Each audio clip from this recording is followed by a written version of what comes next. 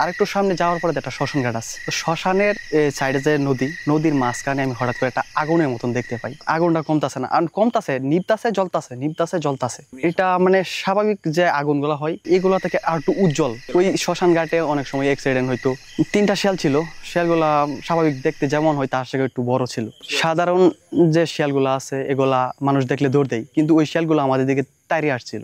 শিয়ালের ডাক দিতেছে, স্বাভাবিক যে কেউ ভয় পাইবো। আমি যখন ক্লাস 3-এ পড়ি, তো আমাদের একটা ব্যবসা আছে, আমার আব্বুর ব্যবসা, ট্রাক্টরের ব্যবসা, চাষের বড় ট্রাক্টর গুলা, এগুলোর ব্যবসা করে মাহিন্দ্র।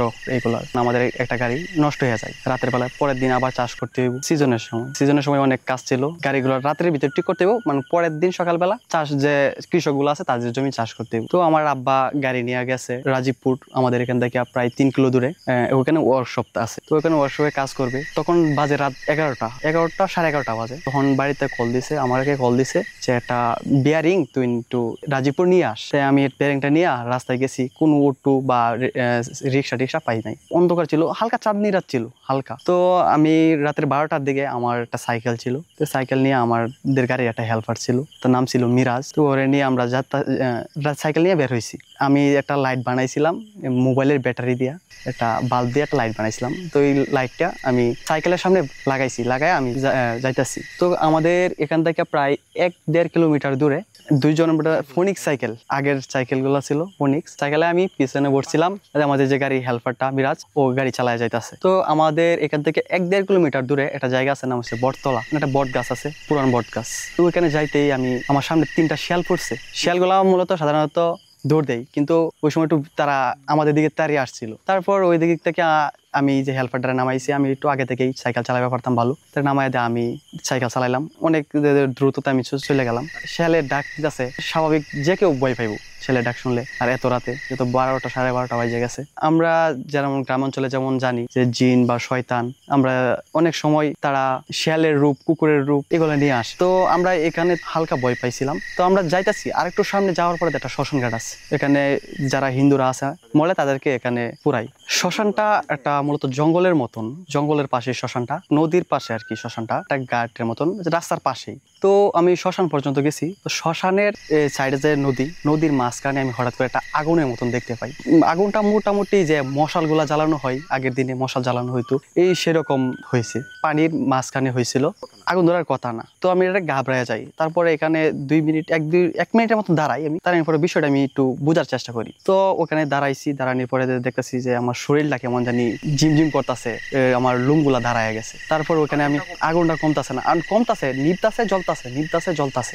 তারপর আমি এটা মানে স্বাভাবিক যে আগুনগুলো হয় এগুলো থেকে আর একটু উজ্জ্বল, মানে একটু ভয়ানক টাইপের। তো আমি ওখানে আর দাঁড়াইছি না, নিজের কাছে একটু ভয় লাগতেছে। তারপরে বলতেছে তো তুমি সাইকেল টানো। দেন আমি ওখান থেকে সাইকেলটা অনেক জোরে টান দেওয়ার পরে আমি একটু সামনে যাই, গিয়ে দেখি কিছু মানুষ আছে, লোকজন আছে। তারপর আমি নিজের একটু স্বাভাবিক করি, পরে তারপর আমি রাজীবপুর যাই, রাজীবপুর গিয়ে আমার আব্বার কাছে যাই। দেন আমি আমার আব্বাকে যে আমি গাড়ির পার্টসগুলো নিয়ে গেছিলাম, বেরিংটা দিই। তো বেরিং দেওয়ার পরে আমার আব্বা ওইখান থেকে বলতেছে থাকার জন্য, আমি থাকি নাই। যখন শিয়াল ছিল তখন আর যে আমাদের যে হেল্পারটা ছিল মিরাজ, ও ধূমপান করতো, ওর কাছে একটা লাইটার ছিল। তো বলতেছে লাইটার থাকলে সমস্যা নাই, মূলত আমরা শুনছি যে লোহা জাতীয় বা আগুন জাতীয় কিছু থাকলে এমন ভূত পেতনি এগুলো দাঁড়িয়ে আসে না। সাইকেলটা লোহার, আমার হাতে বিয়ারিং আছে, বিয়ারিংটা লোহার, প্লাস ওই যে লাইটারটা আছে, আগুন আছে। ওই শ্মশান ঘাটে অনেক সময় অ্যাক্সিডেন্ট হইতো, যে আশেপাশে যখন গাড়ি চলাচল করতো, যখন আশেপাশে কোনো মানুষ না থাকতো, তখনই দেখা যাইতো যে অটোমেটিক মানে উল্টে যাইতো গাড়িগুলা, বা নদীর কাছে পড়ে যাইতো, এমন কিছু হইতো। এইগুলো আমি আগে থেকে জানতাম,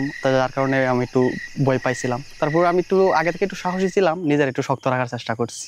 যখন আমি শিয়ালগুলা দেখলাম অনেক সুরাপাট করলাম, যখন এই যে আগুনটা দেখলাম শ্মশান ঘাটে, তখন অনেক সুরা টুরা বললাম।